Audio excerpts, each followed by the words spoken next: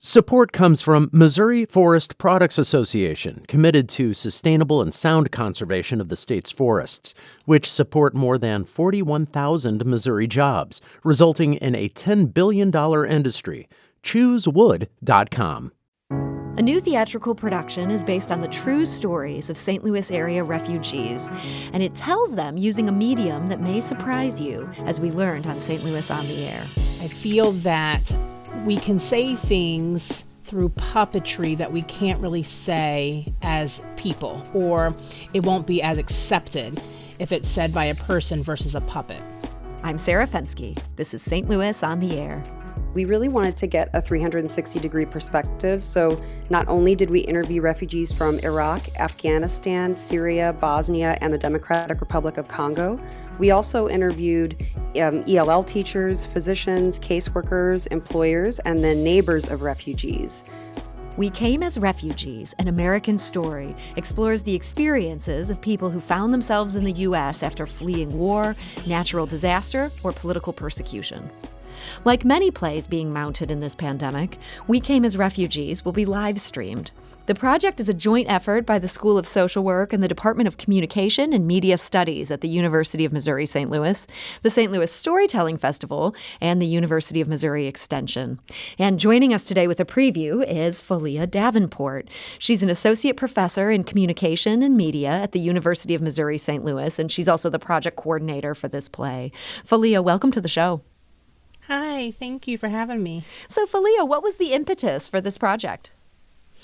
So it began by Dr. Segal and I talking about writing a grant for a project dealing with refugees and to educate people about refugees, immigrants, and dreamers so that we could have a better understanding of what was going on in our world, especially around us in St. Louis. So you wanted to particularly look at refugees who'd settled here? Correct. Okay. And so she dealt with more so the research component, and then I was going to work more on the storytelling component. And I had spoken to her originally about, let's do puppets. I feel that we can say things through puppetry that we can't really say as people, or it won't be as accepted if it's said by a person versus a puppet. What do you think gives puppets that sort of power? I think it's the fact that, in a way, it's an inanimate object.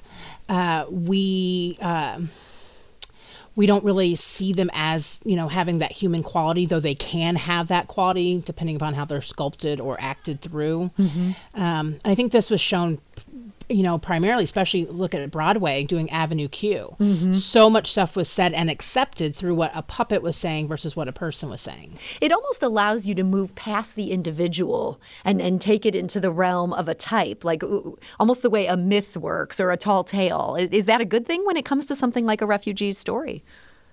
I think it does. I think it opens it up for people to accept and understand and receive the information. I think that's the difference. Sometimes we have that problem of actually receiving the information, and they'll be able to see what they do and what they know already and what they don't know.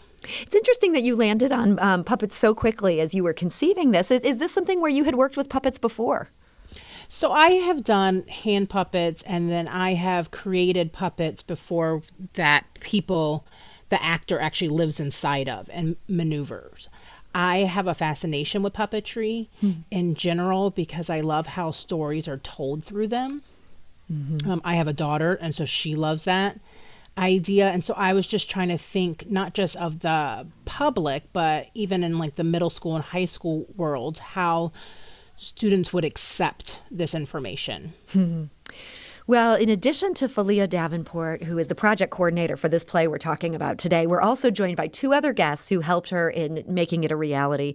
And the first is Daniel Romano. He's a puppeteer, a storyteller, and he is the play's director. So, Daniel, welcome to the show. Thank you. Great to be here.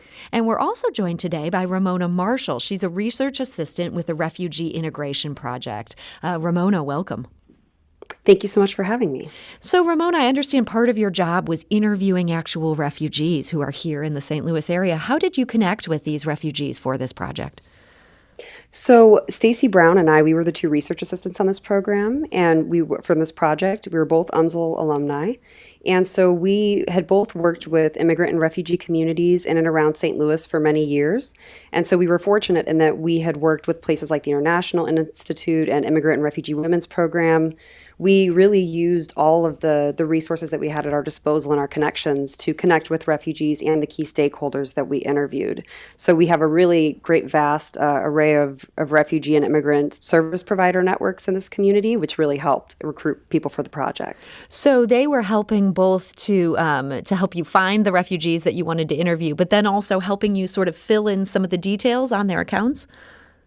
So we interviewed the refugees directly, and then we really wanted to get a 360-degree perspective. So not only did we interview refugees from Iraq, Afghanistan, Syria, Bosnia, and the Democratic Republic of Congo, we also interviewed ELL teachers, physicians, caseworkers, employers, and then neighbors of refugees who work closely with them in the communities.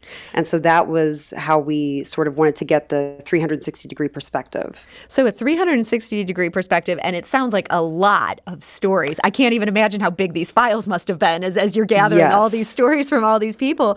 How does that even begin to become then a play? Daniel, you're the main storyteller / writer of this project. Did you get then this information from Ramona and the other researcher in just one giant pile, or how did this all sort out? Pretty much. And, originally we were supposed to do this in the spring before the pandemic hit, so it was a lot. But I just spent time looking at recorded interviews and going over transcribed interviews and then taking that and incorporating it into the script. Falia, did you have an instruction for Daniel of how you wanted to see this shape up, or did you let him take it where he wanted it to go? We actually met with Daniel and we pulled out specific themes that were throughout each person's story, so that we wanted to make sure that those were highlighted. Tell us about those themes. Piece. And then he actually, I think it was 5 different revisions. So as he wrote each script, he would send it out to all of us to read and get our feedback on what we felt worked or didn't work, or if we felt something was missing. Okay. And Daniel, what were those 5 big themes that you were trying to deal with? Well, here? I don't want to give away too much, but I can give you a little clue.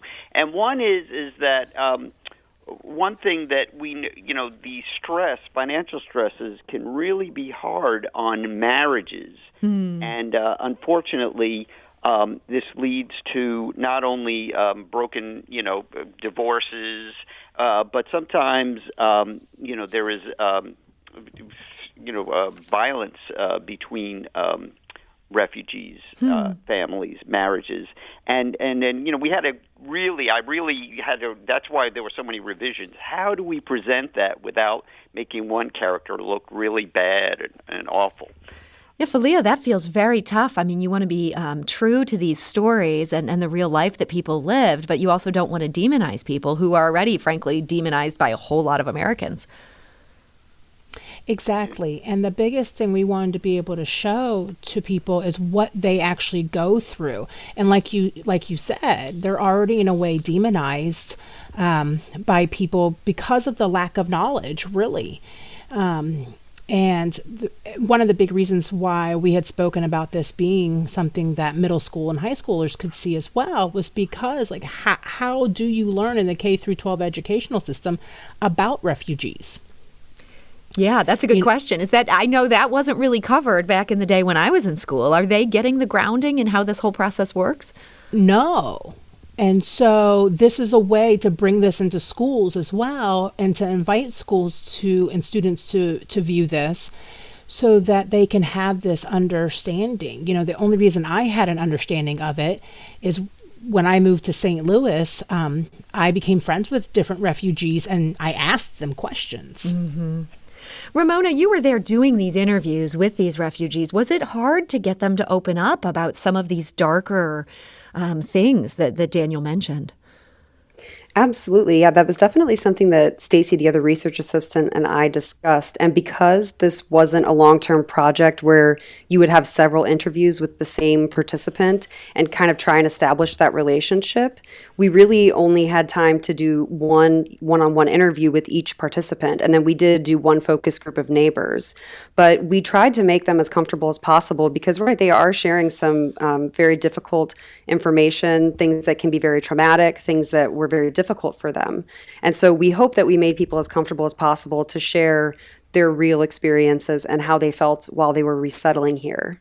And were they told, did you have to explain to them, yeah, this is going to be for a theatrical production, but this is going to be a production with puppets? I imagine that might be something that, people associate with kids or with the Muppets, things like this. Did that cause any of them wondering whether their life was being turned into a comedy?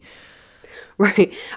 No one said specifically that it was a comedy, but it definitely, when you would say, well, we're turning this into a production, and they would say, oh, like with actors, I said, well, yes, but we will be using puppets. And you sort of get that pause like, oh, really? Puppets? And then we tried to explain a little bit about why, as Felia already so well put it, about why we chose to use puppets for this production. But I didn't get the impression that anybody thought that we would turn these stories into some kind of like a comedy, because they certainly aren't, so I don't think we had that intention at all. We're talking today about the new theatrical production, We Came as Refugees, An American Story. It's being produced by the University of Missouri St. Louis. Felia Davenport, who's an associate professor there, has really taken the lead on this. And our other two guests today are Daniel Romano, who's a puppeteer, a storyteller, and the play's director. We're also joined by Ramona Marshall, a research assistant with the Refugee Integration Project, who helped interview a large number of refugees for this. Ramona, how many people did you and your fellow researcher end up talking to then? So I think the goal at first was 50 participants, but then we were still trying to recruit people for the last few interviews around February, and then we had COVID, and so we decided to go with the interviews that we had. But I think all around it was probably about 35 interviews total. So 35 people that we interviewed. Daniel, I remain struck by just how much material you were given then. Did you end up deciding to tell individual stories or to more go a route of having almost some composite characters? They're definitely composite characters is what we decided to do. But we had to individualize, in other words, the story focuses on one family, but as they interact with other characters, we hear other stories too. But I think to keep the production focused and to have a cohesive narrative, I wanted to focus particularly on one family. And did you choose a country for this family to be from? Yes, everything in consultation with Felia and Dr. Siegel and Ramona, and Syria will be is where the family is from. They're a Syrian family. And Ramona, was there something about the Syrian stories in particular that really made them good for this drama? Well, I think that, and actually initially, and correct me, Felia, if I'm wrong, but when Dr. Siegel had initially thought about this project, she wanted to interview only Syrian refugees. And then we all sort of talked about it and said, well, maybe it would be better if we're trying to get more of a sense of overall refugee experience and the experience of resettlement, to interview refugees from different countries. And so Stacy actually interviewed most of the Syrian refugees that we spoke with, but I do think I like the fact that we interview people from different countries, and especially getting the perspective of refugees from Bosnia who have been here, possibly for a decade or 2 decades, and then getting newly arrived refugees as well. You really get kind of a wide array of perspectives on that. So, Daniel, did you have to create a framing device where, hey, they're here at this event and all these different refugees keep showing up, or was it something more organic? Yes, that I had to create a framing device, but no, I didn't want it to be like everyone's together just talking about it. We had to make it real life. Mm-hmm. So, for example, the father from the Syrian family meets another refugee at random just a chance meeting at a bus stop, and like they recognize each other and go for coffee, and then the Congolese man talks a little bit about what he went through, knowing that he's talking to another refugee and that he can relate to his experience. Okay, that makes sense. And Falia, you had mentioned earlier these several different types of puppets that you've worked with before, these hand puppets or things that are almost more like Muppets where people are inhabiting them. What kind of puppets did you settle on for this production? So we decided to do rod puppets. So I actually made the puppets. So they're sculpted out of, the heads are actually sculpted out of styrofoam. And then paper mached and then painted. And then the bodies themselves are actually made out of wire and paper mached as well and painted. And then basically I used PVC piping to connect it all onto a dowel rod with wiring. And then the puppeteers finished rigging them for me. So if people are kind of familiar with, Avenue Q or the Muppets, is there a sort of look that you would compare them to that you ended up going with? We kind of lived with stylized realism, so they're not covered like Avenue Q and like Muppets. They're covered with what's called like fun fur or fleece, and these have more of a stylized realism to them. Okay, so their mouths are not going to move; it's their arms move and their heads move up and down or right to left. And is that's what indicates when somebody's speaking, is that their head is just in motion, not a flapping mouth? Mm-hmm. Okay. So, Daniel, I understand you're also a puppeteer. You're going to be participating in this play. Does it present some challenges that this time of social distancing to have these puppets? Certainly it does. But actually, I'm directing, and I was a consultant and script writer. So I'm not actually a puppeteer. I have two excellent puppeteers, Stan Gulick and Michelle O'Donnell Gulick, and they are the puppeteers, and they're a married couple. And their son is helping with the stage effects. Oh, so that's brilliant. They're already in a pod of germs. And, we didn't plan. Of course, when we first conceived, when it was conceived and was executed and I came on, we didn't know we'd have this issue to deal with. But as it turns out, it was the perfect choice to have made. So, yes, I have to stand back 6 feet away from the stage while I'm directing. I put on the mask because they take off their masks, of course, while they're performing. But so we've made it work even with all these challenges. So they're able to get close to each other. You just make sure you're not getting too close to them, and you haven't had any problems. Knock on wood, everyone's been healthy. That is awesome to hear. Well, so these are the final days before this production. The first one is Thursday, November 12th. There's also one on Saturday, November 14th. Falia, have you seen at this point a dress rehearsal of how all this is going? We're actually going to be doing that tonight. Oh, that's so exciting. So tell us, now that you've got this play so close to its production, who's going to see it and what are you hoping that they'll get from it? So for the Thursday performance, which is at 1 p.m., that was to try to see if we could get some schools involved as well. And then the Saturday performance is in the evening. I'm hoping that we get a varied amount of people, whether they're adults or children or students. I really want people to see, to learn something new, to kind of look at themselves, to be intentional about the performance, to be reflective, and be okay with the fact that you may not have known this or that you may have had prejudgments of refugees, and now you can kind of self-reflect and go, oh, okay, I didn't know that before, and change your viewpoint a little bit. Ramona, do we know if any of the families that you interviewed or any of the people associated with them, if they'll be able to tune in for either of these performances? Yeah, we have started the process of reaching out to everybody, and then because that's a very important component. I really kind of insisted and said, okay, we need to get feedback from the people that we interviewed, and we're going to send them a survey to fill out after they viewed the performance and ask them, did this resonate with you? Do you feel like this reflected your experience? And we understand that because, as you mentioned, there is just so much footage, there's so much material that we recorded.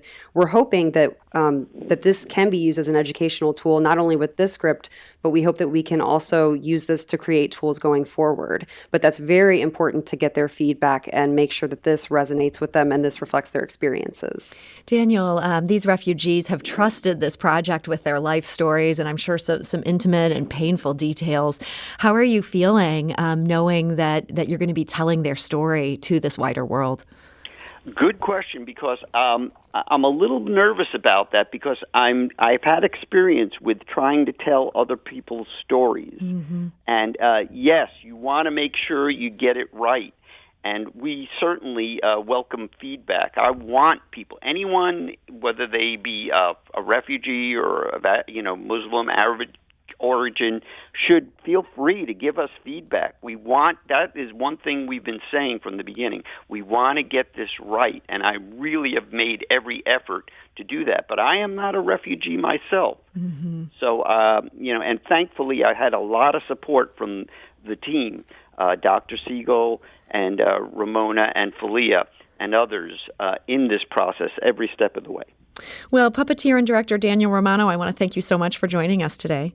You're welcome. And Falia Davenport, associate professor at the University of Missouri St. Louis. Thank you. Thank you. And last but not least, Ramona Marshall, a research assistant with the Refugee Integration Project. Thank you for joining us. Thank you so much for having us. And we want to let our listeners know there's a lot of information about this on our website. That's stlpublicradio.org, including a link so you can tune in. This is free to watch on Zoom, but registration is required. Again, that's called We Came as Refugees, An American Story. There's performances at 1 p.m. on Thursday, November 12th, and 7 p.m. on Saturday, November 14th.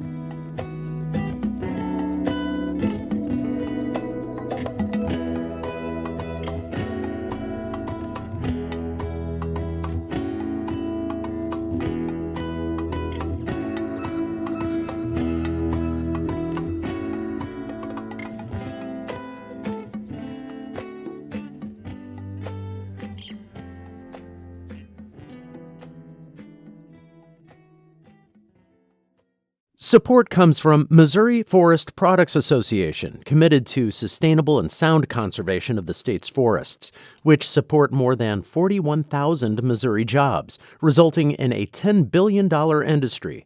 ChooseWood.com.